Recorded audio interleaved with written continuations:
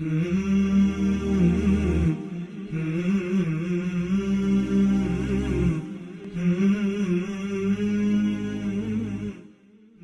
علیکم ورحمۃ اللہ وبرکاتہ۔ الحمد للہ رب العالمین والعاقبۃ للمتقین والصلاة والسلام علی رسولہ الامین وعلی آلہ وصحبہ اجمعین، اما بعد۔ قال اللہ تبارک وتعالی فی کلامہ المجید والفرقان الحمید، فاعوذ باللہ السمیع العلیم من الشیطان الرجیم، ومن آیاتہ ان خلق لکم من انفسکم ازواجا لتسکنوا الیہا وجعل بینکم مودۃ ورحمہ۔ وقال النبی صلی اللہ علیہ وسلم تزوجوا الودود الولود فإنی مکاثر بکم الامم یوم القیامہ، اما بعد۔ محترم ناظرین اور ناظرات، آج آپ دیکھ رہے ہیں شادی شدہ زندگی کو کامیاب بنانے کے راز کا یہ 5واں programme, secret of successful married life کا یہ 5th ایپیسوڈ آپ کے سامنے پیش کیا جا رہا ہے۔ ہر قسم کی تعریف اس ایک اللہ رب العالمین کے لیے ہے جس نے انسان کو مٹی سے پیدا کیا، پھر اسی سے اس کا جوڑا بنایا تاکہ ان دونوں کو ایک دوسرے سے سکون حاصل ہو سکے۔ وہ خالق کائنات جس نے انسان کو اشرف المخلوقات بنایا۔ اللہ تبارک و تعالیٰ نے کہا وَلَقَدْ كَرَّمْنَا بَنِي آدَمَ وَحَمَلْنَاهُمْ فِي الْبَرِّ وَالْبَحْرِ وَرَزَقْنَاهُم مِّنَ الطَّيِّبَاتِ وَفَضَّلْنَاهُمْ عَلَى كَثِيرٍ مِّمَّنْ خَلَقْنَا تَفْضِيلًا، کہ ہم نے بنو آدم یعنی انسان کو عزت دی اور ہم نے اسے سوار کیا خشکی پر یعنی زمین پر سواریوں کا انتظام کیا، اور سمندر میں کشتیوں کا انتظام کیا، اور اس کے لیے پاکیزہ روزی کا انتظام کیا، اور تمام مخلوق میں سب سے افضل مخلوق قرار دیا۔ اتنی بڑی عظیم مخلوق جسے اشرف المخلوقات، افضل المخلوقات کہا جاتا ہے، تو کیا وہ اللہ تبارک و تعالی اس مخلوق کو ایسے ہی بیکار پیدا کیا ہے؟ نہیں، بلکہ اس کی ہر ضرورت، اس کی ہر حاجت کا خیال کرتے ہوئے اللہ تبارک و تعالیٰ نے پوری کائنات اس کے لیے سجا دی ہے۔ اللہ تبارک و تعالیٰ نے کہا کہ ہم نے جو کچھ آسمان و زمین میں پیدا کیا ہے وہ سب تمہارے لیے پیدا کیا ہے۔ اللہ اکبر، یہ بہت بڑی بات ہے۔ تو جب ساری کائنات کو اللہ تبارک و تعالیٰ نے انسان کے لیے سجایا ہے، اس کی تمام ضروریات اور تمام حاجات، تمام معاملات کے لیے اللہ تبارک و تعالیٰ نے یہ ساری چیزوں کو بنایا ہے، تو پھر سب سے بڑی ضرورت جو انسان کی ہے وہ دلی سکون اور اطمینان کی چیز ہے۔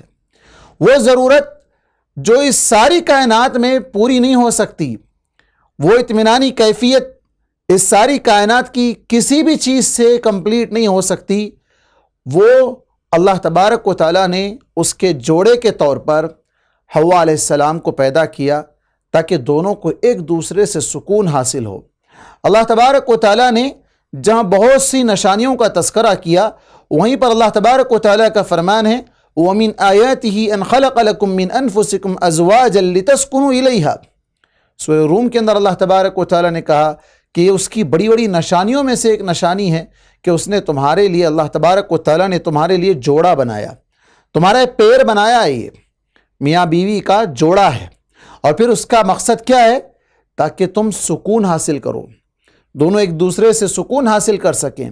اور پھر اللہ تبارک و تعالیٰ نے آگے کہا وَجَعَلَ بَيْنَكُمْ مَوَدَّةً وَرَحْمَةً، اس نے تمہارے درمیان مودت جو محبت سے بھی بڑھ کر ہوتی ہے، وہ مودت جو گہری محبت، شدت سے کی جانے والی محبت، وہ محبت اللہ تبارک و تعالیٰ نے تمہارے دلوں میں ڈال دی ہے، اور رحمت اللہ نے تمہارے اندر رکھ دی ہے۔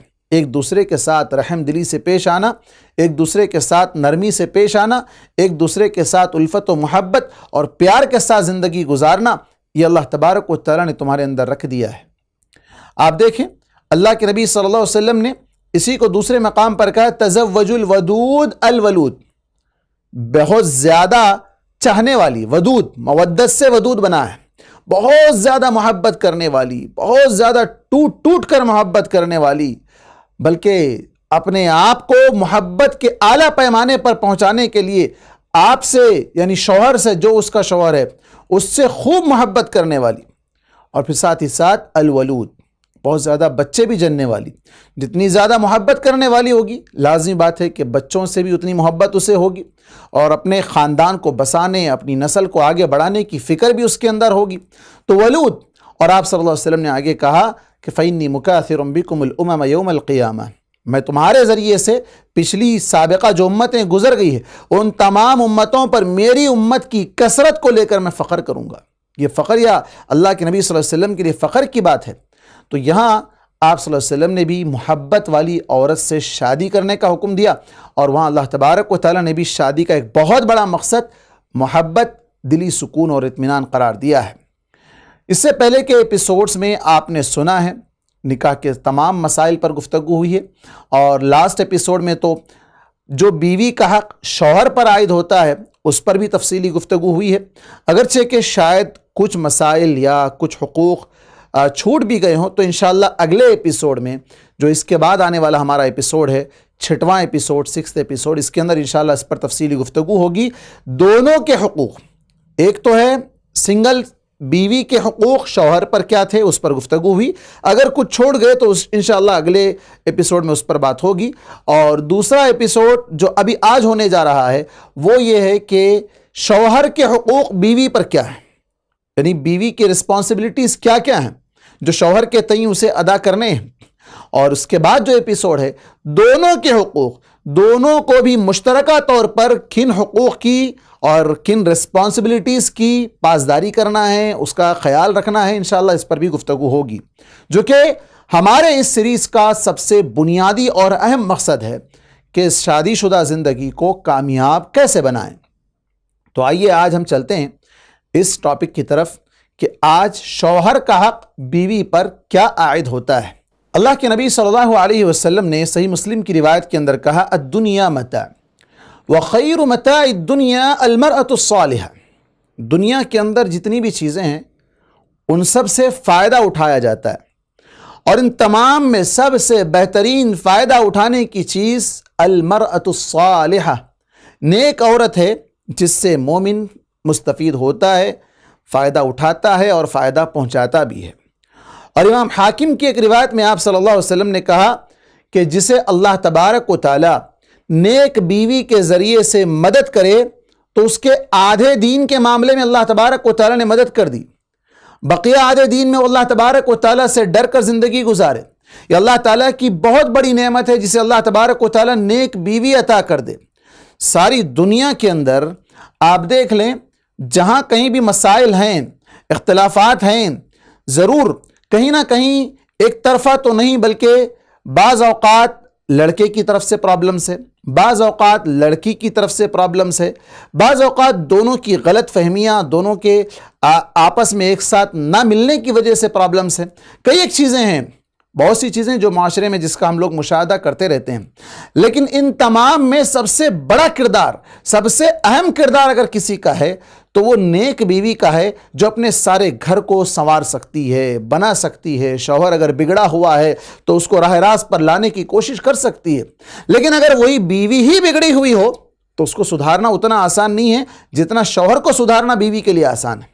اگر بیوی بگڑ جائے تو شوہر اسے اتنا جلد نہیں سدھار سکتا ہے، یا اس کے لیے سدھارنا شاید مشکل اور ناممکن ہو جائے، لیکن اس کے مقابلے میں بیوی اپنے شوہر کو سدھار سکتی ہے. کئی ایسے واقعات ہیں. خود ام سلیم رضی اللہ عنہ کا واقعہ اس سے پہلے آپ کے سامنے گزر چکا ہے. ام سلیم رضی اللہ عنہ سے جب حضرت ابو طلحہ نے نکاح کرنے کی پیشکش کی تو کیا کہا ام سلیم نے؟ کہا تم کافر ہو، میں مومنہ ہوں، ہم دونوں کے درمیان نکاح نہیں ہو سکتا. کافر مرد کا نکاح مومن عورت سے نکاح نہیں ہو سکتا. اللہ اکبر، بہت بڑی دلیل ہے. آج جو معاشرے میں ہماری بچیاں بھاگ رہی ہے گھروں سے، مرتد ہو رہی ہیں دین اسلام سے، اور ٹارگٹ کیا جا رہا ہے مسلم بچیوں کو، تو انہیں جان لینا چاہیے کہ کبھی بھی ایک مسلمان کا ایک کافر سے نکاح نہیں ہو سکتا ہے. اسلام اس کو ہرگز جائز قرار نہیں دیتا ہے. وہ دونوں ایک دوسرے کے لیے حلال نہیں ہے. لہن حل لہم ولہم یحلون لکم، دونوں ایک دوسرے کے لیے حلال نہیں ہے. تو یہاں بات چل رہی تھی ام سلیم رضی اللہ عنہ کی. ام سلیم رضی اللہ عنہ نے کیا کہا کہ تم جب اسلام لا لو گے مومن بن جاؤ گے تو وہ تمہارا اسلام لانا ہی میرا مہر ہوگا۔ تو ان کو راہ راست پر لایا۔ ایک مومنہ عورت نے ایک کافر شخص کو راہ راست پر لے آیا، اسے دین اسلام کی سمجھ، اللہ اکبر، ان سے پھر کیسے کیسے اللہ تبارک و تعالیٰ نے کام لیے دین اسلام میں، تفصیلی باتیں ہیں۔ ایک اور واقعہ ام سلیم رضی اللہ عنہ کا آگے میں بتاؤں گا کہ کس طرح وہ اپنے شوہر کو تسلی دیتی ہیں، کس طرح وہ اپنے شوہر کے لیے بن سنور کر تیار ہوتی ہیں۔ یہ اگلے مراحل میں اس پر بات ہوگی انشاءاللہ۔ برکیف یہاں بات ہے کہ ایک پاک دامن مومنہ عورت، قرآن مجید میں کیا کہا گیا؟ فالصالحات قانتات حافظات للغیب بما حفظ اللہ۔ نیک عورتیں کون ہیں؟ جو عبادت گزار ہیں، اللہ کی حقوق ادا کر رہی ہیں، اور ساتھ ہی ساتھ شوہر کے غائبانے میں، جب شوہر گھر میں نہ ہو، وہ جاب پر گیا ہوا ہے، وہ کسی کام سے گھر کے باہر ہے، یا وہ کہ ملک سے باہر ہے، کسی دوسری کنٹری میں رہ کر وہ کما رہا ہے، جہاں کہیں بھی ہے وہ گھر میں غیر موجود ہے، گھر کے اندر نہیں ہے، تو اللہ تبارک و تعالیٰ نے کہا حافظات للغیب، غائبانے میں وہ اپنی حفاظت کرتی ہے، اپنی جان کی، اپنی دین کی، اپنے ایمان کی، اپنی عزت کی حفاظت کرنے والی ہے۔ بما حفظ اللہ، جس کا اللہ نے حفاظت، جس کے ذریعے سے اللہ نے حفاظت کی ہے، یا جس کی حفاظت کرنے کا اللہ نے حکم دیا ہے، اس کی وہ حفاظت کرتی ہے۔ یہ نیک عورتیں ہیں۔ نیک کیسی عورتیں ہیں؟ قرآن مجید میں اللہ تبارک و تعالیٰ نے جہاں نیک لوگوں کا، مومنوں کا تذکرہ کیا، تو مومنات کا بھی تذکرہ کیا اللہ تبارک و تعالیٰ نے۔ ان المؤمنین والمؤمنات والمصدقین والمصدقات، کئی ایک مقام پر اللہ تبارک و تعالیٰ نے، سورہ احزاب کی ایک طویل آیت جس کے اندر مومنہ عورتوں کو بھی اللہ تبارک و تعالیٰ نے ساتھ ہی ساتھ ذکر کیا، اس کے اندر اس بات کا بھی خاص طور پر ذکر کیا گیا والحافظین فروجہم والحافظات۔ وہ نیک عورتیں جہاں مرد اپنے شرمگاہوں کی حفاظت کرتے ہیں، تو عورتیں بھی اپنی شرمگاہوں کی حفاظت کرتی ہے، حرام جگہ پر اس کو استعمال ہونے نہیں دیتی ہیں، شوہروں کے ساتھ ہی غائبانے میں شوہروں کے خیانت نہیں کرتی ہیں، شوہروں کے غائبانے میں خیانت نہیں کرتی ہیں۔ وہ نیک اور پاک دامن عورتیں ہیں، وہ عزت دار عورتیں ہیں، وہ شریف عورتیں ہیں، وہ اپنے اور اپنے نسل کی حفاظت کرنا جانتی ہیں، وہ اللہ سے ڈرنے والی عورتیں ہیں۔ ان کے سامنے اللہ تبارک و تعالیٰ نے وہ پچھلا واقعہ آپ دیکھیں، بنی اسرائیل میں ایک خاتون تھی جو اپنے چچا زاد بھائی سے پیسہ لیا کرتی تھی، مجبوری کی وجہ سے قرض لیتی تھی، اور وہ قرض ادا نہ کرنے کی وجہ سے اس نے اس کو بلیک میل کرنا شروع کیا، ہراسمنٹ کرنا شروع کیا، یہاں تک کہ اسے گھر کے اندر بند کر دیا، اور وہ پوری طرح اس کے ساتھ بدکاری کرنے کے لیے تیار ہو گیا۔ حدیث کے الفاظ یہ ہے کہ وہ اس پر پوری طرح براجمان ہو گیا تھا، قبضہ کر چکا تھا اور پوری طرح بیٹھ گیا تھا، اور کہا تھا کہ کیا سارے دروازے بند کر دیے؟ اس نے کہا سب دروازے بند ہو گئے، ایک دروازہ بند نہیں ہو رہا ہے، اور وہ ہے اللہ تبارک و تعالیٰ کا دروازہ۔ یہ کہنا تھا کہ اس نے اس کو چھوڑ دیا اور گناہ سے وہ باز آ گیا، اسی حال میں اس کی موت ہوئی، اور اللہ تبارک و تعالیٰ کے پاس وہ سچے توبہ کرنے والے لوگوں میں شامل ہو گیا۔ اللہ اکبر۔ ایک عورت نے خود بھی گناہ سے اپنے آپ کو بچا لیا اور ایک شخص کو بھی گناہ سے بچا دیا۔ نیک عورت اگر رہے گی تو شیطان اس کے سامنے ٹک نہیں سکتا ہے، شیطان اس کے سامنے ٹک نہیں سکتا ہے، ہار جائے گا۔ تو اس لیے ہم نے جو کہا کہ نیک عورت بگڑے ہوئے شوہر کو سدھار سکتی ہے، لیکن بگڑی ہوئی عورت کو شوہر سدھارنا اتنا آسان نہیں ہے۔ ابن ماجہ کی روایت میں اللہ کے نبی صلی اللہ علیہ وسلم نے کہا کہ مومن اللہ کے تقوی کے بعد جو سب سے زیادہ جس چیز سے فائدہ اٹھایا ہے دنیا کے اندر، وہ نیک بیوی ہے۔ نیک بیوی سے جتنا وہ فائدہ اٹھایا ہے اللہ کے تقوی کو، یعنی تقوی اللہ کا جو ہے وہ چیز یقیناً بہت سے فوائد، تقوی کے بہت سے فوائد ہیں اپنی جگہ پر، ایک الگ ٹاپک ہے۔ تقوی کے کیا کیا فوائد ہیں، تقوی کے کیا کیا جو ہے نا مصلحتیں ہیں جس کے ذریعے سے انسان دنیا اور آخرت کو کامیاب بنا سکتا ہے، یہ اپنی جگہ پر ہے۔ جیسے اللہ تبارک و تعالیٰ نے کہا وَاتَّقُوا اللَّهَ لَعَلَّكُمْ تُفْلِحُونَ، تم اللہ سے ڈرو شاید کہ تم کامیاب ہو جاؤ، دنیا میں بھی اور آخرت میں بھی، دونوں جگہ بھی تم کامیاب ہو سکتے ہو۔ لیکن یہاں بات جو چل رہی ہے کہ نیک بیوی، آپ صلی اللہ علیہ وسلم نے کہا کہ تقوی کے بعد سب سے زیادہ جس سے ایک مومن فائدہ اٹھا سکتا ہے وہ نیک بیوی ہے۔ وہ کون سی نیک بیوی ہے؟ آپ صلی اللہ علیہ وسلم نے کہا کہ جب شوہر اسے حکم دے تو فوراً حکم کی اطاعت کرے، فوراً۔ تو سب سے پہلا حق جو اس حدیث کے اندر بیان کیا جا رہا ہے وہ یہ ہے کہ بیوی شوہر کی اطاعت گزار ہو، شوہر کی بات ماننے والی ہو، شوہر کے سامنے اپنی بات منوانے والی نہ ہو، بلکہ آپ صلی اللہ علیہ وسلم نے یہاں پر کہا کہ وہ شوہر کی بات مانے، اور ساتھ ہی ساتھ جب شوہر اس کی طرف دیکھے تو شوہر کو وہ خوش کرنے والی ہو۔ یہ دو باتیں آج کے معاشرے میں اگر کسی گھر میں آ جائیں تو یقین جانے اس گھر میں کبھی طلاق نہیں ہو سکتی، اس گھر میں کبھی خلا نہیں ہو سکتا۔ کیوں؟ یہ دو چیزیں کامیابی کا راز ہے، شوہر کی اطاعت اور شوہر کو خوش کرنے کا جذبہ۔ شوہر کی اطاعت کیسے، اس کا کیا فائدہ ہے، پہلے ہم اس پر بات کرتے ہیں، پھر اس کے بعد شوہر کو خوش کرنے کے کیا کیا طریقے ہیں اس پر بھی انشاءاللہ بات کریں گے۔ شوہر کی اطاعت کا جذبہ یقیناً اس عورت کو کامیاب کر دے گا۔ اللہ کے نبی صلی اللہ علیہ وسلم کے پاس ایک عورت آتی ہے، آپ صلی اللہ علیہ وسلم کے پاس کچھ مسئلہ لے کر آتی ہے، اپنا مسئلہ دریافت کر کے وہ واپس جانے لگتی ہے۔ آپ صلی اللہ علیہ وسلم اسے واپس طلب کرتے ہیں، اس سے پوچھتے ہیں اذات زوج انتی، کیا تو شادی شدہ ہے، تیری شادی ہو گئی ہے، کیا تو میرڈ ہے؟ وہ کہتی ہاں میں شادی شدہ ہوں۔ تو آپ اس سے پوچھتے ہیں کہ تیرا شوہر کے ساتھ معاملہ کیسا ہے، تو شوہر کے ساتھ کیسے رہتی ہے؟ عورت کہتی ہے میں شوہر کی حتی الامکان جہاں تک ہو سکے اس کی اطاعت کرتی ہوں، اور میں اس میں کسی بھی طرح کی کمی نہیں آنے دیتی ہوں، الا یہ کہ جہاں میں عاجز ہو جاؤں، بے بس ہو جاؤں، جہاں مجھ سے نہ ہو سکے۔ آپ صلی اللہ علیہ وسلم نے کہا فانظری، دیکھنا، انما ہوا جنتکی ونارکی، دیکھنا یہ شوہر تمہاری جنت بھی ہے اور تمہاری جہنم بھی ہے، یعنی تم اس کی اطاعت کرو گی، اس کو خوش کر دو گی تو تم جنت کی حقدار بنو گی۔ کیسے جنت کی حقدار بنو گی؟ آپ صلی اللہ علیہ وسلم کی وہ حدیث، مشہور حدیث جو ترمذی اور امام حاکم نے بھی جس کو روایت کیا ہے کہ نیک عورت وہ ہے اذا صلت المرأة خمسها وصامت شهرها واطاعت بعلها وحفظت فرجها، اس سے کہا جائے گا قیل لها ادخل الجنة من ای ابواب الجنة شئت، کہ جو چیزیں بھی ذکر کی گئی کہ وہ دن میں 5 وقت کی نماز پڑھنے والی ہو، رمضان کے روزے رکھنے والی ہو، شوہر کی اطاعت کرنے والی ہو، اور شوہر کے غائبانے میں اپنے نفس کی، اپنی عزت کی حفاظت کرنے والی ہو، اس سے کہا جائے گا کہ تو جنت کے جس دروازے سے داخل ہونا چاہتی ہے جنت میں داخل ہو جا۔ تو شوہر کی اطاعت اس کے اندر ایک ریزن ہے، جہاں وہ رب کا حق ادا کر رہی تھی نماز پڑھتے ہوئے، جہاں وہ رب کا حق ادا کر رہی تھی روزے رکھتے ہوئے، تو وہیں پر 2 چیزیں خاص طور پر ذکر کی گئی کہ وہ شوہر کی اطاعت گزار تھی، اور شوہر کے غائبانے میں اس نے کبھی خیانت نہیں کی، دھوکہ نہیں کیا، چیٹ نہیں کیا شوہر کو، شوہر کے ساتھ چیٹنگ نہیں کی اس نے، تو اسے جنت کے 8 دروازوں سے بلایا جائے گا کہ تم جس دروازے سے جنت میں جانا چاہتی ہو چلی جاؤ۔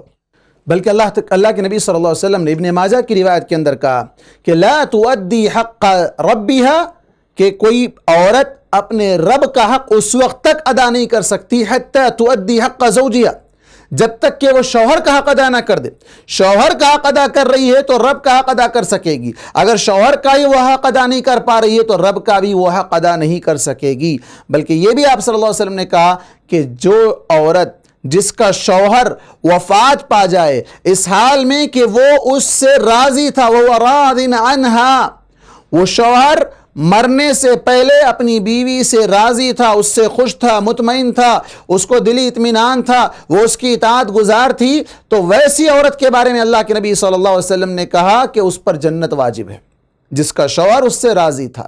شوہر کو راضی کرنا یہ آج کے دور کا خواتین کے لیے ایسے پرفتن دور میں بہت بڑا چیلنج ہے۔ کیوں؟ اس لیے کہ بہت سے ایسی چیزیں معاشرے کے اندر آ چکی ہیں، سوسائٹی میں داخل ہو چکی ہیں، جہاں شوہر کے علاوہ سب کی اہمیت ہے، شوہر کے علاوہ سب کے باتوں کو سنا جاتا ہے۔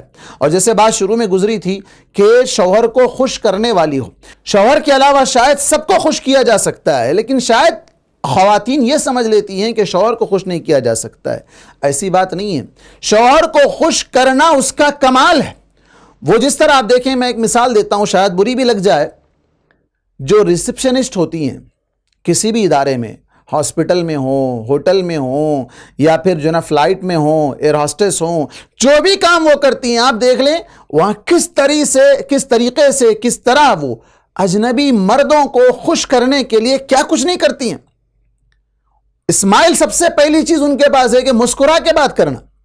یہ مسکراہٹ ایسی ہوتی ہے کہ اس کے بعد انسان اپنا غصہ سب کچھ بھول جاتا ہے۔ میری بہن، جب تم کسی اجنبی کو ایک جاب کی خاطر خوش کر کے اپنے آپ کو ایک اونچے مقام پر پہنچانا چاہتی ہو تو اللہ اکبر، تم شوہر کو خوش کر دو تو رب خوش ہو جائے گا، شوہر کو خوش کر دو تو تمہارا مقام اللہ کے پاس بڑھ جائے گا، شوہر کو خوش کر دو تو تم جنت میں اونچا مقام پالو گی۔ اس سے بڑھ کر اور کیا چاہیے؟ وہ ساری ادائیں، وہ سارے ایکشنز، وہ سارے جو ٹرکس اپنائے جاتے ہیں جس کے ذریعے سے لوگوں کو اپنے قریب مائل کیا جاتا ہے، اپنی طرف جو نا لبھایا جاتا ہے، تو وہ سارے کام شوہر کے ساتھ کرنے چاہیے۔ شوہر کو جھڑکی دی جاتی ہے، شوہر کو دھتکارا جاتا ہے، شوہر کے ساتھ غصے سے بات کی جاتی ہے، شوہر کے ساتھ وہ طریقہ نہیں اپنایا جاتا جو کسی اور کے ساتھ اپنایا جاتا ہے۔ اگر وہ طریقہ شوہر کے ساتھ اپنا لیا جائے تو سارے جھگڑے ختم، سارے پریشانیاں ختم، سارے مسائل ختم۔ آپ صلی اللہ علیہ وسلم نے جو کہا کہ جب شوہر اس کی طرف دیکھے تو وہ شوہر کو خوش کر دے۔ اب کیسے کیسے خوش کر سکتی ہے؟ سب سے پہلی چیز اسماعیل، مسکراہٹ۔ ایک عام مومن کا کسی مومن کے لیے مسکرانا صدقہ ہے۔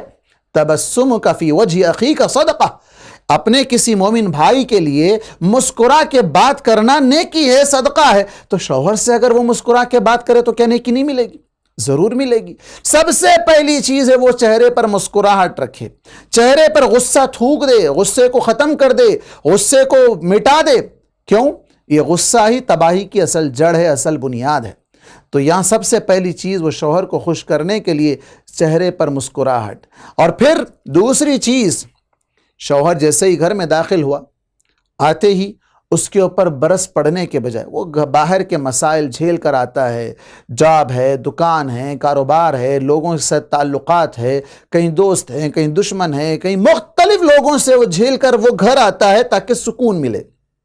گھر پہنچنے کے بعد اگر سکون کی جگہ اسے انگار برستے رہے، وہاں پر چرب زبانی جو ہے نا ہو رہی ہو، وہاں پر اس کے سامنے لڑائی جھگڑا چل رہا ہو، تو اسے کہاں سکون ملے گا؟ گھر آنے کے بعد اسے سکون دینا چاہیے۔ دیکھیں اس کی دلیل، حضرت خدیجہ رضی اللہ عنہا، اللہ کے نبی صلی اللہ علیہ وسلم پر سب سے پہلے وحی نازل ہوئی، اللہ کے نبی صلی اللہ علیہ وسلم گھبرا کر گھر آتے ہیں، مجھے چادر اڑا دو، مجھے چادر اڑا دو، گھبراہٹ کے عالم میں آپ آئے ہیں۔ کیوں؟ فرشتے کو اس کی اصلی شکل میں آپ صلی اللہ علیہ وسلم نے دیکھا ہے، فرشتے نے آپ کو دبوچا ہے اور کہا اقرأ، پڑھو۔ میں پڑھنا نہیں جانتا، کہا پڑھو، مجھے پڑھنا نہیں آتا، یہ چل رہا ہے۔ پھر آخر میں پہلی وحی جو نازل ہوئی، اقرأ بسم ربک الذی خلق، یہ 5 آیتیں نازل ہوئی، وہ لے کر اللہ کے نبی صلی اللہ علیہ وسلم گھر آتے ہیں۔ حضرت خدیجہ رضی اللہ عنہا دیکھیں کس طرح تسلی دیتی ہیں، کیسے پیار سے سمجھاتی ہیں، کہتی ہیں ان لا یخزیک اللہ ابدا، واللہ، اللہ کی قسم اللہ آپ کو رسوا نہیں کرے گا۔ ارے آپ تو اتنے اچھے اچھے نیک کام کرتے ہیں، آپ رشتوں کو جوڑتے ہیں، آپ مہمان کی مہمان نوازی کرتے ہیں، آپ نہ کمانے والوں کو کما کر کھلاتے ہیں، آپ مزدوروں کا اور جو بوجھل سامان ہے جو اٹھا نہیں سکتے ان کا سامان آپ اٹھا کر دیتے ہیں، آپ دوسروں کے لیے کما کر کھلاتے ہیں، اتنے سارے آپ اچھے کام کرتے ہیں، اللہ تعالیٰ آپ کو رسوا نہیں کرے گا، اللہ تعالیٰ آپ کو ضائع ہونے نہیں دے گا۔ تسلی دے رہی ہیں گھر آنے کے بعد۔ اور آپ وہاں دیکھیں ام سلیم کے بارے میں بھی بات آئی تھی، ام سلیم رضی اللہ عنہ، میں نے کہا تھا کہ اس پہ آگے بات بتاؤں گا۔ ام سلیم رضی اللہ عنہ جن کے شوہر کمانے کے لیے باہر جاتے ہیں، اور ابو طلحہ رضی اللہ عنہ کمانے کے لیے باہر جاتے ہیں، صحیح روایت ہے، وہ واپس آنے تک ایک لمبا عرصہ گزر جاتا ہے، وہ حمل سے ہوتی ہیں، جب وہ سفر پر نکل جاتے ہیں، واپس آنے کے بعد گھر میں بچہ ہوا ہے، ڈیلیوری ہو گئی ہے، لیکن اس بچے کا انتقال ہو چکا تھا، اس بچے کا انتقال ہو چکا تھا، وہ بچے کی لاش گھر میں ہی رکھی ہوئی ہے، یعنی ابھی وہ اتنا وقت نہیں گزرا کہ اس کی تدفین کا معاملہ آئے۔ اسی دوران ابو طلحہ رضی اللہ عنہ گھر آتے ہیں، اور وہاں ام سلیم رضی اللہ عنہا ان سے یہ نہیں بتاتی ہیں، روتی نہیں ہیں، چیخنا چلانا ماتم کرنا ایسا کچھ نہیں کرتی ہیں، بلکہ شوہر جو سفر سے آیا ہوا ہے اس کو خوش کرنے کے لیے وہ پوری طرح تیار ہوتی ہیں، پوری طرح جیسے دلہن تیار ہوتی ہے وہ اس کے لیے تیار ہوتی ہیں، اور اس کے بعد شوہر ابو طلحہ رضی اللہ عنہ سے اپنا وقت گزارتی ہیں، ہم بستری ہو جاتی ہے۔ پھر بعد میں ابو طلحہ رضی اللہ عنہ پوچھتے ہیں کہ بھائی بیٹا کہاں ہے، بچہ کہاں ہے ہمارا، ولادت ہوئی کہ نہیں ہوئی؟ وہ کہتی ہیں بھلا بتاؤ، اگر کوئی شخص اپنی امانت آپ کے پاس رکھا ہے اور اگر وہ امانت واپس لے لے تو کیا اس میں کوئی برائی ہے؟ نہیں، وہ تو امانت اس کو لوٹانا ضروری ہے۔ تو اللہ تبارک و تعالیٰ نے ہمیں امانت دی تھی اور اپنی امانت اللہ نے واپس لے لی ہے، یعنی بیٹا تو ہوا تھا لیکن اللہ تبارک و تعالیٰ نے اسے واپس لے لیا ہے۔ اللہ اکبر! یہاں دیکھیں ان کا صبر، ایک ماں اپنے بچے کو 9 مہینے اپنے پیٹ میں رکھ کر پیدا کرنے کے بعد اس کی تکلیف کیا ہو سکتی ہے اس کا اندازہ لگائیں، لیکن شوہر جو کہ باہر سے آیا ہوا ہے اس کو ریلیکس کرنے کے لیے، اس کو خوش کرنے کے لیے انہوں نے اس چیز کو تھوڑی دیر کے لیے بازو رکھ دیا، بلکہ پہلے شوہر کو مطمئن کیا جائے، شوہر کو خوش کیا جائے۔ کیوں؟ بس اوقات ایسا ہوتا ہے کہ جیسے ہی آدمی گھر میں داخل ہوا اس کے سامنے کوئی اچانک اس طرح کی ایمرجنسی والی بات، ایسی کوئی خوفناک بات اگر آپ سنا دیں گے تو کیا ہوگا؟ ہو سکتا ہے اس کے دماغ کی رگ پھٹ جائے، ہو سکتا ہے اس کا دل کا دورہ آ جائے، ہارٹ اٹیک آ جائے، یا وہ پیرالائز ہو جائے، کچھ بھی اس کے ساتھ ہو سکتا ہے، اس کے ساتھ کچھ بھی بڑا حادثہ ہو سکتا ہے۔ فوراً سنانے کے بجائے ابو طلحہ رضی اللہ عنہ کی بیوی سلیم رضی اللہ عنہ نے اس معاملے کو تھوڑی دیر کے لیے سائیڈ میں رکھا، پہلے تیار ہوئیں، وقت گزارا، بلکہ فارغ ہونے کے بعد اس طریقے سے تسلی دی کہ اللہ نے امانت دی تھی، اپنی امانت واپس لے لی۔ اللہ اکبر! دیکھیں کہ کس طرح کا صبر تھا، کس طرح کا تحمل تھا۔ تو عورت کو چاہیے کہ جب شوہر گھر میں آئے تو اس کو مسکرا کر بات کرے، اس کو خوش کرے، بلکہ بعض لوگوں نے تو یہاں تک کہا ہے کہ اس کے کپڑے بدلنے میں اس کا ساتھ دے، گھریلو جو کپڑے ہیں گھر میں، جو گھر کے کپڑے پہنے جاتے ہیں وہ کپڑے اسے پہنائے، اس میں ساتھ دے، اس کا تعاون کرے، اس کے ساتھ میں اگر کچھ ساتھ میں سامان ہے تو فوراً آگے بڑھ کر وہ سامان اپنے ہاتھ میں لے لے، اسے ٹھنڈا پانی پیش کرے۔ گھر میں دیکھیں آپ، ٹھنڈا پانی کی بات آئی ہے، آج ہمارے معاشرے میں غیر مسلم بھائی جو مسلمان نہیں ہیں، جن کے پاس نیکی کا معیار یہ ہے کہ دنیا میں ہی انہیں اس کا پن مل جائے گا، اجر مل جائے گا، آخرت کا تصور نہیں ہے، وہ لوگ کیا کرتے ہیں؟ آپ کے سامنے ٹھنڈا پانی پیش کرتے ہیں۔ کیوں؟ انہیں دنیا میں اجر ملنے کی امید ہے۔ تو گھر میں جب بیوی اپنے شوہر کو ٹھنڈا پانی پیش کر دے، باہر کی ساری تھکان چلی جائے، مسکراہٹ سے اسے اپنے گلے سے لگا لے، اس کی ساری تھکان چلی جائے، وہ مسکراہٹ، وہ ایسی مسکراہٹ جو آج کل باہر ریسپشنسٹ ہیں یا ایئر ہاسٹس ہیں یا مختلف جو کام کرنے والی عورتیں ہیں جس طریقے سے لبھانا چاہتی ہیں، وہ انداز اگر بیوی اپنا لے شوہر کے ساتھ تو خدا کی قسم اس گھر میں کبھی لڑائی جھگڑے نہیں ہوں گے، اس گھر میں کبھی طلاق کے اور خلا کے واقعات نہیں ہوں گے۔ تو دوسری یہ ذمہ داری بنتی ہے بیوی کے لیے کہ وہ سب سے پہلے اپنے شوہر کو خوش کرے۔ شوہر کو خوش کرنے کے جہاں ابھی ہم نے کہا کہ شوہر اگر راضی ہو تو رب راضی، اور شوہر کے راضی ہونے پر اللہ تبارک و تعالی جنت میں اس کو داخل کر دے گا۔ تو اس چیز کو خاص طور پر ذہن میں رکھنا چاہیے کہ کیسے کامیاب بنائے شادی شدہ زندگی کو۔ تو شوہر جیسے ہی گھر میں آئے تو اسے خوش کرنے کی بات ہو۔ فون پر بھی بات اگر کرتے ہیں تو کیا ہوتا ہے؟ کہاں ہیں؟ کیا کر رہے ہیں؟ کیا نہیں کر رہے ہیں؟ مختلف سوالات کی بوچھاڑ کرنے کے بجائے اسے ریلیکس کرنے والی بات اگر کی جائے تو سارے معاملات ختم ہو جاتے ہیں۔ ورنہ کیا ہوتا ہے؟ شک کے دائرے سے دیکھنے کی نوبت شروع ہو جاتی ہے کہ بھئی یہ بیوی مجھ پر شک کر رہی ہے، میرے ساتھ اس طرح کے سوالات کرتی ہے۔ نہیں، بلکہ اس کے کام کاج سے متعلق سوال ہو، اور کب واپس آ رہے ہیں، میں آپ کے لیے بے چین ہوں، بیتاب ہوں، آپ سے ملنے کے لیے تڑپ رہی ہوں، آپ فوراً گھر آ جائیے، جتنا جلد فارغ ہو جائیں اتنا جلد گھر آ جائیں۔ تو شوہر کو بھی شوق پیدا ہوگا کہ بیوی میرا انتظار کر رہی ہے، مجھے گھر جانا ہے، مجھے جلد سے جلد گھر پہنچنا ہے، یہ چیز ہوگی۔ تو اس طرح فون پر بھی جب گفتگو ہو تو ایسی پیار بھری گفتگو ہو، اس کو آپ دیکھیں اس کا الٹا چلتا ہے۔ معاشرے میں کیا چلتا ہے؟ شوہر سے ویسی گفتگو نہیں، جس کے ساتھ افیئر چل رہا ہے، جس کے ساتھ غلط چکر چل رہا ہے، عاشقی میں پڑے ہوئے ہیں، شوہر تو ہے لیکن شوہر کو چیٹنگ کی جا رہی ہے، اس کو دھوکہ دیا جا رہا ہے، اس کے ساتھ خیانت ہو رہی ہے، کسی غیر کے ساتھ پوری رات بھر بات کر رہی ہے، دن بھر بات کر رہی ہے، اسے سمجھانا، منانا، اس کے کیا اس کے نخرے جھیل رہی ہے، یہ سب کچھ کر رہی ہے۔ وہی شوہر سے بات کرو تو ایسے لگ رہا ہے جیسے وہ ایک سانپ بن گئی ہے، اژدہا بن گئی ہے، شیطان بن گئی ہے، نہ جانے کیا بن جاتی ہے۔ کیوں؟ یہ شیطان چاہتا ہے میاں بیوی کے درمیان جدائی ڈالنا، اور شیطان کی سب سے بڑی کامیابی یہی ہے کہ وہ دونوں کو جدا کر دے۔ اس کے مقابلے میں دنیا کی ہر چیز، دنیا کا ہر شخص اسے اچھا لگتا ہے، شوہر ہی اچھا نہیں لگتا۔ کیوں؟ اس لیے کہ شیطان نے اس کے دل میں، اس کے دماغ میں اس چیز کو بٹھا دیا ہے۔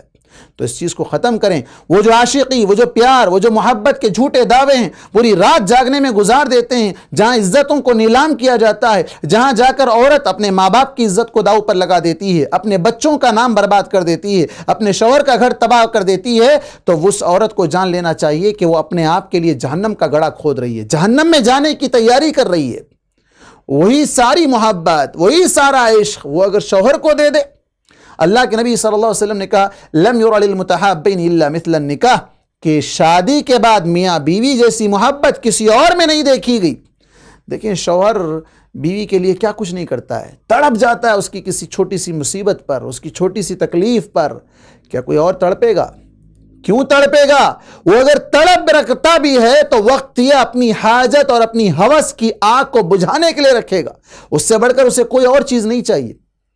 جب اس کی ہوس کی آگ بجھ جائے تو پھر اس کے بعد آپ کو چھوڑ دے گا، راستے کے حوالے کر دے گا۔ بلکہ کتنے ایسے واقعات ہیں جہاں بیویاں اس طرح شوہروں کے ساتھ خیانت کر کے نہ گھر کی ہوئی، نہ گھاٹ کی ہوئی، نہ ادھر کی ہوئی، نہ ادھر کی ہوئی، ان کی زندگی تباہ و برباد ہو گئی۔ ایسے کئی واقعات ہمارے سامنے ہیں۔ تو اس سے عبرت حاصل کرنا چاہیے۔ شوہر کو خوش کرنے کے لیے وہ سارے کام جو غیر شرعی طریقے سے لوگ کرتے ہیں، جس طریقے سے دونوں آپس میں الفت و محبت کے ساتھ رہنے کے جھوٹے دعوے ہیں، وہ سارے کام جو شریعت کے حدود میں ہیں، شرعی حدود میں رہ کر وہ بیوی اپنے شوہر کے لیے کر سکتی ہو تو اسے کرنا چاہیے۔ اور جہاں تک شوہر کو راضی کرنے کی بات ہے، اللہ کے نبی صلی اللہ علیہ وسلم نے، طبرانی کی روایت ہے کہ جب کوئی شخص اپنی بیوی سے ناراض ہو جاتا ہے، بیوی کی غلطی ہو یا نہ ہو، غلطی ہو یا نہ ہو، ناراض ہوتا ہے، غصہ ہو جاتا ہے، اس بیوی کو چاہیے کہ وہ اپنا ہاتھ اپنے شوہر کے ہاتھ میں رکھ دے اور کہے ہذہ یدی فی یدک، یہ میرا ہاتھ آپ کے ہاتھ میں آپ کے ساتھ ہوں، میں آپ کا ساتھ دینا چاہتی ہوں، آپ کو خوش کرنا چاہتی ہوں، آپ مجھ سے ناراض ہو گئے ہیں، آپ شاید کچھ غلط فہمی ہو گئی ہے، میں تو آپ کی وفادار ہوں۔ اپنی وفاداری کا ثبوت دینے کے لیے اپنے ہاتھ کو شوہر کے ہاتھ میں رکھ کر کہے کہ یہ میرا ہاتھ آپ کے ہاتھ میں ہے، میں سرما نہیں لگاؤں گی، میں تیار نہیں ہوں گی، میں سوؤں گی نہیں، میں اطمینان نہیں حاصل کروں گی جب تک کہ تم مجھ سے راضی نہ ہو جاؤ۔ آپ صلی اللہ علیہ وسلم نے کیا کہا؟ یہ وہ عورت ہے جسے دنیا میں اللہ کے نبی صلی اللہ علیہ وسلم نے جنت کی بشارت دی۔ کیا کہا؟ الا اخبرکم بنسائکم اہل الجنہ، جنتی عورتوں کی صفات، جنتی عورتوں کی صفات میں آپ صلی اللہ علیہ وسلم نے یہ صفت بیان کی ہے کہ جب اس کو حکم دیا جائے تو آپ کی بات مانے، آپ کی اطاعت کرے، جب آپ اس کی طرف دیکھیں تو آپ کو خوش کر دے، جب آپ اس پر غصہ ہو جائے تو وہ اپنے غصے کو کافور کر کے آپ کے غصے کو ختم کرنے کے لیے اپنا ہاتھ آپ کے ہاتھ میں رکھ کر کہہ دے کہ میں خوش نہیں ہو سکتی، میں مطمئن نہیں ہو سکتی، میں اپنی آنکھوں میں سرما نہیں لگاؤں گی، میں اپنے آپ کو تیار نہیں کروں گی، میں اپنے آپ سے راضی نہیں ہوں گی جب تک کہ آپ مجھ سے راضی نہ ہو جائے۔ یہ کون سی عورتیں ہیں؟ کہا جنتی عورتیں ہیں۔ الا اخبرکم بنسائکم اہل الجنہ، جنتی عورتیں اللہ کے نبی صلی اللہ علیہ وسلم نے ان کو قرار دیا ہے۔ تو شوہر کو راضی کرنے کے لیے عورت کو جو نا دوسرے الفاظ میں جیسے کہا جاتا ہے کہ مسکا مارنا پڑتا ہے، تو ہمارے وہ مسکا کیوں؟ تاکہ شیطان کو بیچ میں آنے نہ دیا جائے، شیطان کے لیے کوئی چانس وہاں پر نہ دیا جائے، ختم کر دیا جائے۔ بات اگر کسی بات پر اختلاف ہوتا بھی ہے، تھوڑی دیر کے لیے وہ اپنے آپ کو اگر کمپرمائز کرتے ہوئے، کمپرمائز کا مطلب یہ ہے کہ وہ حق پر ہے، اس کی غلطی نہیں تھی لیکن اسے ڈانٹا جا رہا ہے، اس کی غلطی نہیں تھی لیکن اس پر غصہ ہو رہا ہے، اس کی غلطی نہیں تھی لیکن اسے لان تان کی جا رہی ہے، اسے برا بھلا کہا جا رہا ہے، صبر کرے، غصے کو پی جائے۔ والکاظمین الغیظ، اللہ تبارک و تعالیٰ نے نیک لوگوں کی صفات میں اس کو ذکر کیا، جو غصے کو پی جاتے ہیں، لوگوں کو معاف کر دیتے ہیں، درگزر کر دیتے ہیں، یہ لوگ جنت میں جانے والے لوگ ہیں۔ اور اللہ کے نبی صلی اللہ علیہ وسلم نے کیا کہا؟ آپ صلی اللہ علیہ وسلم نے کہا انا زعیم ببیت فی ربض الجنہ لمن ترک المراء وان کان محقا، کہ میں جنت کے اندر ایک محل کی ضمانت دیتا ہوں، گارنٹی دیتا ہوں، شورٹی دیتا ہوں اس شخص کے لیے جو حق پر ہوتے ہوئے بھی جھگڑا ختم کر دے۔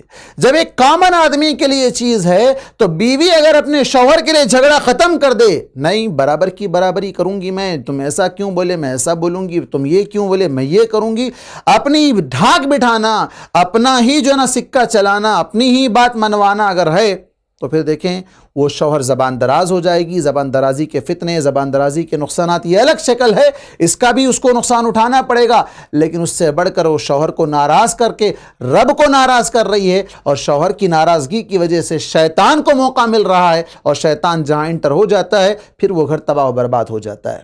وہ گھر تباہ و برباد ہو جاتا ہے. یہاں اس حدیث میں آپ صلی اللہ علیہ وسلم نے جو کہا جنت میں ایک گھر کی گارنٹی، تھوڑی دیر کے لیے آپ صبر کر لیں، مجھے اللہ کے نبی کی جنت کی اس بشارت کو پانا ہے، مجھے اللہ کے نبی صلی اللہ علیہ وسلم کی اس گارنٹی کو حاصل کرنا ہے. میں حق پر ہوں، میری غلطی نہیں ہے، لیکن پھر بھی مجھے برا بھلا کہا جا رہا ہے. اچھے انداز سے اپنی صفائی پیش کرے. غلطی اگر نہ ہو تو پھر اچھے انداز سے صفائی پیش کرے. ضروری نہیں ہے کہ انداز الٹا جیسے کو تیسا ہی ہو، ایسا ضروری نہیں ہے. آپ اچھے انداز میں بھی اس کو آپ کلیئر کر سکتے ہیں.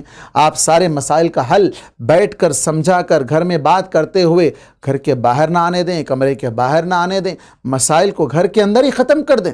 اگر بات باہر چلی جائے تو ایک کان سے دو کان، دو کان سے دکان، وہ مسائل ختم نہیں ہوں گے کبھی. اس کو ختم کرنا ہے تو وہیں پر اس کو ختم کر دیں، وہیں پر اس کو دفن کر دیں تاکہ معاملات آگے نہ بڑھ جائیں. اور جہاں تک بات آئی تھی اطاعت کی، تو آپ صلی اللہ علیہ وسلم نے کیا کہا؟ لو كنت آمرا لأحد ان يسجد، کہ اگر میں کسی کو سجدے کی اجازت دیتا، کسی کو سجدہ کرنے کا حکم دینا مناسب سمجھتا، تو میں بیوی کو کہتا کہ وہ اپنے شوہر کو سجدہ کرے. لیکن آپ صلی اللہ علیہ وسلم نے اس کی اجازت نہیں دی. تو دیکھیں اتنا بڑا مقام ہے شوہر کا کہ اگر جائز ہوتا سجدہ کسی کے لیے تو کسی ولی کے لیے، کسی پیر کے لیے، کسی مرشد کے لیے، کسی بھی عالم کے لیے نہیں، کسی بڑے سے بڑے ملا کے لیے نہیں، کسی بڑے سے بڑے صوفی کے لیے نہیں، سب سے پہلے اسے اپنے شوہر کے لیے سجدہ کرنا جائز ہو سکتا تھا، لیکن جائز نہیں ہے. جب شوہر کے لیے جائز نہیں ہے تو کسی اور کے لیے کیسے جائز ہو سکتا ہے؟ لیکن افسوس کی بات یہ ہے کہ آج ہماری خواتین غیروں کے سامنے اپنا سر رکھ دیتی ہیں، سجدہ کرتی ہیں، ولیوں، مرشدوں، پیروں، نہ جانے کہاں کہاں جا کر ان کے پیروں پر اپنا سر رکھ دیتی ہیں. یہ غلط بات ہے، یہ شرک ہے. سجدہ اللہ کی عبادت ہے. اللہ کی عبادت میں کسی اور کو شرک کرنے کی اجازت نہیں دی گئی ہے، شریک کرنے کی اجازت نہیں دی گئی ہے. یہاں آپ صلی اللہ علیہ وسلم نے شوہر کا یہ مقام بتلایا ہے. اگر جائز ہوتا سجدہ تو وہ شوہر کے لیے ہو سکتا تھا. جائز نہیں ہے شوہر کے لیے سجدہ، لیکن اس کی اطاعت کرنا تو اس پر واجب ہے، اس کی بات ماننا تو اس پر واجب ہے. بات مانے گی تو اس کا بھلا ہے، بات نہیں مانے گی تو اپنے ہاتھوں اپنی تباہی کر لے گی. اور تیسری چیز، شوہر کو خوش کرنے کے لیے، یا شوہر کا جو سب سے بنیادی حق ہے، ایک شخص جو شادی کرتا ہے کیوں کرتا ہے؟ اسے آج کے دور میں اگر آپ دیکھیں گے تو کام کا مسئلہ نہیں ہے، کام والیاں مل جائیں گی، کپڑے دھونے کا مسئلہ حل ہو جائے گا، پکوان کا مسئلہ حل ہو جائے گا، وہ ہوٹل میں کھا لے گا، وہ جیسے بھی چاہے زندگی گزار لے گا. لیکن جو سب سے بنیادی اس کی ضرورت ہے، جو فطری ضرورت اور فطری تقاضا ہے، وہ جو بیوی کے ساتھ پورا کر سکتا ہے کسی اور کے ساتھ نہیں کر سکتا ہے. وَفِي بُضْعِ أَحَدِكُمْ صَدَقَةٌ، کہ بیویوں سے ملنے میں بھی تمہارے لیے جو نیکی رکھی گئی ہے، وہ ثواب، وہ اس کو اگر حرام جگہ پر استعمال کرتا ہے تو گناہ اس کو لکھا جائے گا. تو سب سے بنیادی ضرورت جو نکاح کی ہے وہ کیا ہے؟ جنسی خواہشات کی تکمیل حلال طریقے سے پورا کرنا ہے. اب شوہر اگر اپنی بیوی کو بلاتا ہے، اپنی بیوی سے وہ اپنی جنسی ضرورت اور اپنی جنسی خواہش، جسے آپ پیاس کا نام بھی دے لیں، اگر وہ بجھانا چاہتا ہے تو پھر بیوی کا سب سے پہلا یہ حق بنتا ہے کہ وہ شوہر کے لیے تیار ہو. افسوس کی بات یہ ہے کہ معاشرے میں لوگ اپنے شوہروں کے لیے تیار نہیں ہوتے ہیں، خواتین بالخصوص شوہر کے لیے تیار نہیں ہوتے ہیں، شوہر کے لیے سجنا، بننا، سورنا نہیں، بالکل ایسے جیسے کام والی کی طرح گھر میں رہتے ہیں. نہیں. اور جب وہ گھر سے باہر نکلتے ہیں، کسی فنکشن میں جانا ہے، کسی سے ملنے جانا ہے، کسی کے یہاں مہمان بن کر جانا ہے، ہاسپٹل جانا ہے، سپر مارکیٹ جانا ہے، کہیں بھی گھومنے جانا ہے، بہترین طریقے سے تیار ہو کر جاتی ہیں، خوشبو لگاتی ہیں. اللہ کے نبی صلی اللہ علیہ وسلم نے کیا کہا؟ ایما امرأۃ استعطرت، جو بھی عورت خوشبو لگائے باہر نکلتی ہے، اس لیے کہ لیجدوا ریحھا، لوگ اس کی خوشبو سونگھیں. لوگوں کو خوشبو سنگھانا چاہتی ہے، شوہر کو نہیں، لوگوں کو خوشبو سنگھانا چاہتی ہے. فَهِيَ زَانِيَةٌ، وہ بدکار عورت ہے، وہ بدکار عورت ہے. دیکھیں آپ یہاں صرف اس نے خوشبو لگا کر باہر نکلی ہے. اسپرے لگانا ہو، عطر لگانا ہو، کریم لگانا ہو، یا مختلف جو چیزیں آج کل آ گئی ہیں وہ ساری چیزیں، شیمپو اس طرح کا بھڑکیلا کہ خوشبو اس کی نہانے کے بعد گھنٹے 2 گھنٹے تک ختم نہ ہو، راستے سے گزرو تم پتہ چلے کہ کون گئے یہاں سے، اس ساری چیزوں سے بچنا چاہیے۔ ایسی خوشبو لگا کر اگر باہر نکلتی ہے عورت تو آپ صلی اللہ علیہ وسلم نے اس کا انجام، رزلٹ آپ صلی اللہ علیہ وسلم نے ڈکلیئر کر دیا اور کہا وہ زانیہ ہے، وہ بدکار عورت ہے، اس کا نتیجہ وہی ہونے والا ہے جو خوشبو لگا کر نکلے گی، درندے اس کے پیچھے آئیں گے اور اس کے ساتھ زناکاری کر کے اسے زانیہ بنا دیں گے۔ یہی سب کچھ تو ہو رہا ہے۔ وہی اگر شوہر کو خوش کرنے کے لیے وہ سنورے سجے، اور اب کیوں؟ اس لیے کہ دونوں ایک دوسرے کا لباس ہیں، ہن لباس لکم وانتم لباس لہن، دونوں ایک دوسرے کے لباس ہیں، ایک دوسرے کا حق ہے ایک دوسرے کو تیار ہونا۔ اور یہاں یہ بھی میں کہوں گا کہ شوہر بھی بیوی کے لیے اس طرح تیار ہو جیسا بیوی چاہتی ہے۔ بیوی چاہتی ہے شوہر کو اچھے انداز میں دیکھنا چاہتی ہے، شوہر کو وہ دیکھنا چاہتی ہے کہ شوہر بھی اس کا جو ہے اس کے لیے تیار ہو، شوہر بھی خوشبو استعمال کرے، شوہر بھی پاک صاف رہے، شوہر کے پاس سے بدبو نہ آتی ہو۔ کتنے ایسے لوگ ہیں جو گٹکا کھاتے ہیں، سگریٹ پیتے ہیں، تمباکو استعمال کرتے ہیں، جس کی وجہ سے منہ سے بدبو آتی ہے، بیویاں اس کو کراہت کرتی ہیں، ناپسند کرتی ہیں۔ تو شوہر کو چاہیے کہ بیوی جس چیز کو پسند کر رہی ہے، حلال دائرے میں رہ کر، حلال شریعت کے دائرے میں رہ کر اس چیز کو وہ اپنائے۔ اب یہ کہے گی کہ بیوی نہیں مجھے داڑھی پسند نہیں، اب داڑھی کاٹ دو، تو یہاں بات نہیں مانی جائے گی۔ لا طاعۃ لمخلوق فی معصیۃ الخالق، بیوی کی اطاعت رب کی نافرمانی میں نہیں ہوگی، رب کی فرما برداری پہلے، اس کے بعد بیوی کو خوش کرنے کی بات بعد میں۔ تو دونوں ایک دوسرے کے لیے تیار ہونا ہے، بیوی کو بھی چاہیے کہ وہ شوہر کے لیے تیار ہو، سجے سنورے، وقت نکالے اس کے لیے۔ گھر کے کام کاج تو سب کے ساتھ رہتے ہیں، لیکن اس کے باوجود شوہر کو خوش کرنے کے لیے، زندگی کو کامیاب بنانے کے لیے، خوشیاں سمیٹنے کے لیے، گھر کے اندر رحمتیں برکتیں حاصل کرنے کے لیے اسے جو جائز حد میں کرنا چاہیے وہ اسے کرنا چاہیے، تاکہ کسی بھی طرح گھر کا ماحول جمع رہے، گھر کے اندر برکتیں نازل ہوتی رہیں، گھر کے اندر شیطان داخل نہ ہو، اور دونوں شوہر بیوی خوب الفت و محبت کے ساتھ زندگی گزاریں۔ ان کی اس میرڈ لائف میں وہ خوب انجوائے کریں، کوئی انہیں اس کے اندر رکاوٹ نہ بنے۔ اس کے لیے ضروری ہے کہ وہ ہر جائز حد تک جس طریقے سے دونوں ایک دوسرے کا لباس ہیں، دونوں ایک دوسرے کے سامنے جس طریقے سے تیار ہو سکتے ہیں وہ تیار ہوں۔ میں زیادہ تفصیل میں نہیں بتاؤں گا کیونکہ آج کل بہت سی چیزیں ایسی ہیں جو حرام میں لوگ استعمال کرتے ہیں، وہی چیز حلال میں اگر استعمال کر لیں، دونوں ایک دوسرے کے ساتھ خوش رہنے کے لیے وہ ساری چیزیں، وہ سارے کرتب، وہ سارے ایکشنز جو نا ایک دوسرے کو خوش کرنے کے لیے اگر کریں تو سارے مسائل حل ہو جائیں گے۔ شوہر کا چوتھا حق یہ ہے کہ شوہر کی شکر گزاری کریں۔ کیوں؟ یہ بہت بڑی چیز ہے شکر گزاری۔ شکر گزاری وہ چیز ہے جس کی وجہ سے اللہ تعالیٰ نعمتوں میں اضافہ کرتا ہے۔ اللہ نے کہا لئن شکرتم لأزیدنکم، تم شکر بجا لاؤ گے تو میں خوب دوں گا۔ اور انسانوں کے تعلق سے کہا من لم یشکر الناس لم یشکر اللہ، جو لوگوں کا شکر بجا نہیں لاتا وہ اللہ کا شکر ادا نہیں کر سکتا۔ اگر آپ شوہر کا شکر ادا نہیں کریں، کیا ہوتا ہے زندگی بھر حسن سلوک کرو، لیکن عورت کیا کہتی ہے تم سے میں نے کبھی خیر پایا ہی نہیں ہے۔ جیسے کہ حدیث کے الفاظ یہ ہیں، صحیح بخاری حدیث نمبر 1052 جس کے اندر اللہ کے نبی صلی اللہ علیہ وسلم نے کہا کہ میں جہنم میں جھانک کر دیکھا، جہنم میں جھانک کر دیکھا فرأیت اکثر اہلہا النساء، کہ جہنم میں سب سے زیادہ میجورٹی عورتوں کی ہے۔ صحابہ نے پوچھا وَبِمَا یا رسول اللہ، کس وجہ سے اللہ کے نبی صلی اللہ علیہ وسلم؟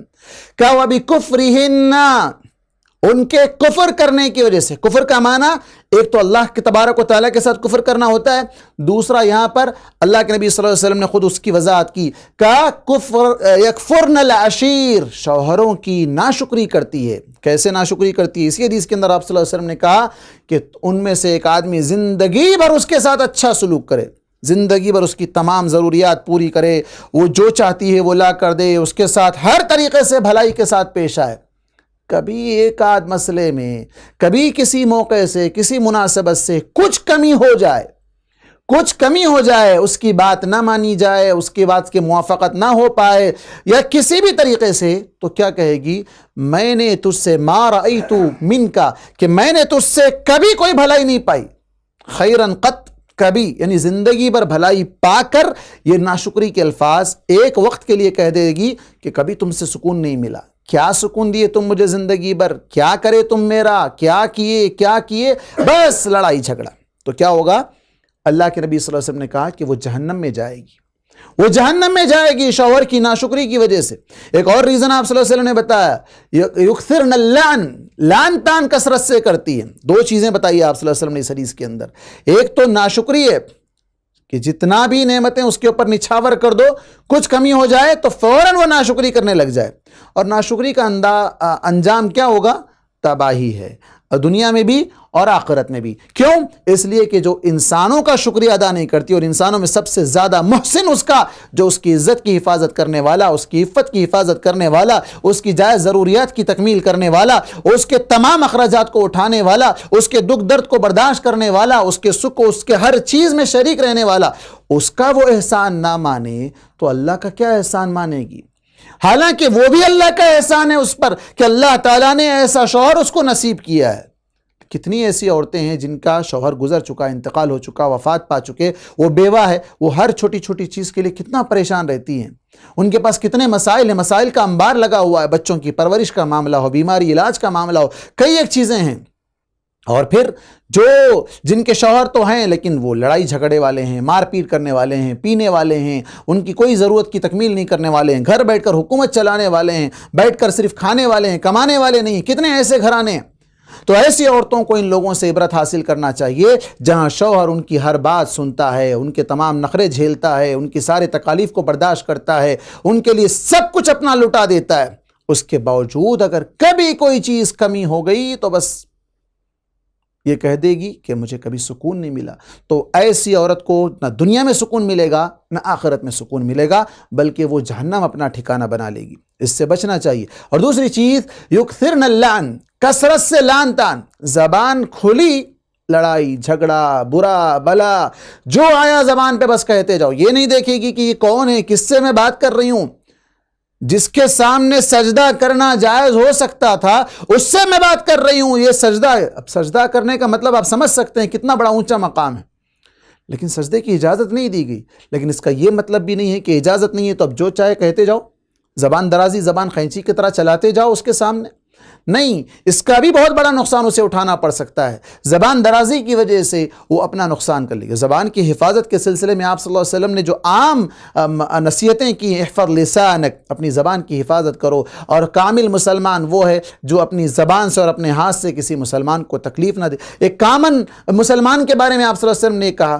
تو بیوی کے لیے تو اور بدرجہ اولا یہ نصیحت ہے کہ وہ اپنے شوہر کو اپنی زبان سے تکلیف نہ دے۔ بلکہ ایک اور حدیث ہے، طبرانی کی غالباً روایت ہے، اللہ کے نبی صلی اللہ علیہ وسلم نے کہا کہ جب کوئی عورت دنیا میں اپنے شوہر کو زبان درازی کے ذریعے سے تکلیف پہنچاتی ہے تو جنت میں اس کی جو حور ہے، اگر وہ بندہ مومن ہو، وہ جنت کا حقدار ہو، کیونکہ ایسا نہیں ہے کہ اب اس کا یہ مطلب بھی نہیں ہے کہ بھائی اب یہ عورت جہنم میں ہی جانے والی ہے اور وہ جنتی ہونے کی اس کی ضمانت دے دی جا رہی ہے، ایسا بھی نہیں ہے۔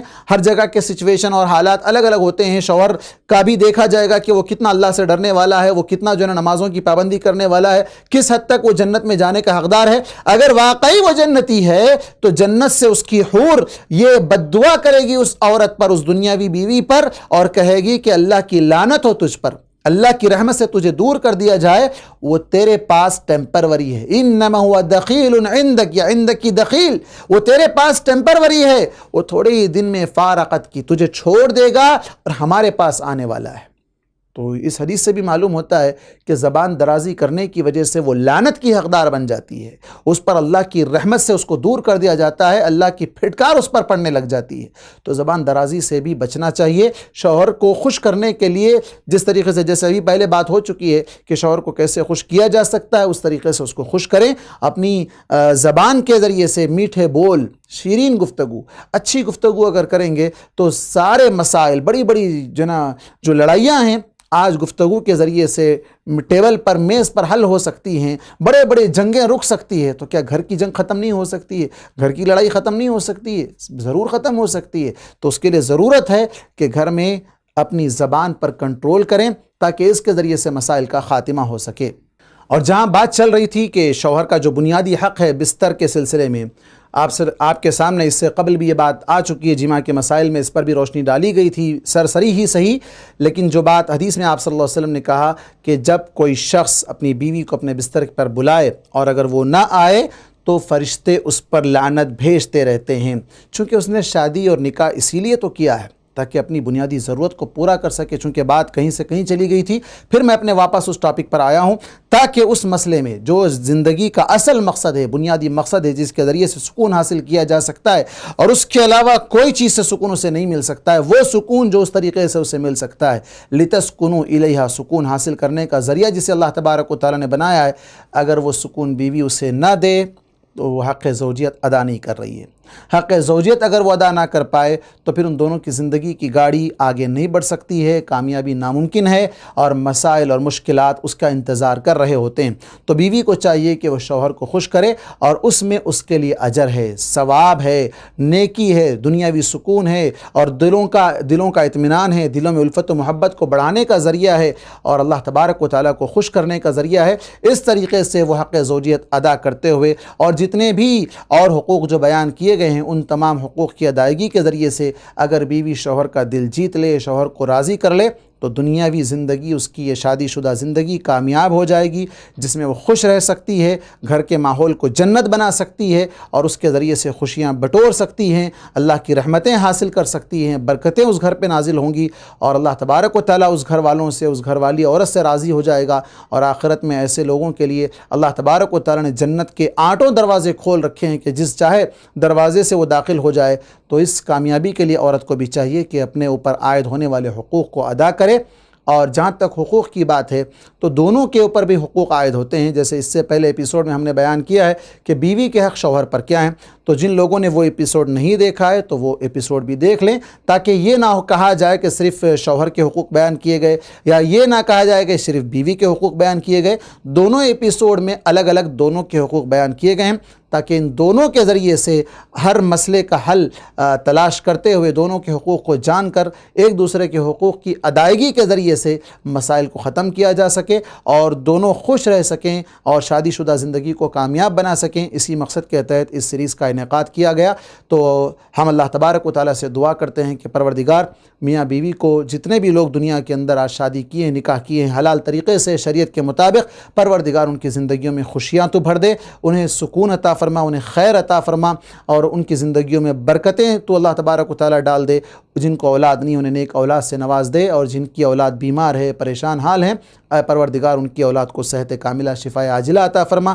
جو مقروض ہیں، جو پریشان حال ہیں، ان کی پریشانیوں کو بھی تو دور فرما اور گھروں کے اندر جو لوگ سکون کے لیے تڑپ رہے ہیں پروردگار انہیں سکون عطا فرما، زندگیوں کے اندر انہیں خوشیاں نصیب فرما اور جنت میں اعلیٰ مقام عطا فرما. اور ہر ایک کو اپنی ذمہ داری سمجھتے ہوئے اپنے اوپر عائد ہونے والے حقوق کو ادا کرنے کی توفیق عطا فرما. حقوق تو لوگ مانگتے ہیں لیکن حقوق دینا نہیں جانتے ہیں. ہر آدمی اگر اپنا حق ادا کرنا جان لے تو پھر حق مانگنے کی ضرورت نہیں پڑے گی، خود بخود سب ایک دوسرے کے حقوق ادا کرتے چلے جائیں تو کبھی کسی کو حق مانگنے کی ضرورت نہیں پڑے گی. بہرحال اللہ تبارک و تعالیٰ تمام کہی سنی باتوں پر عمل کی توفیق عطا فرمائے. آمین. وآخر دعوانا ان الحمد للہ رب العالمین. والسلام علیکم ورحمۃ اللہ وبرکاتہ.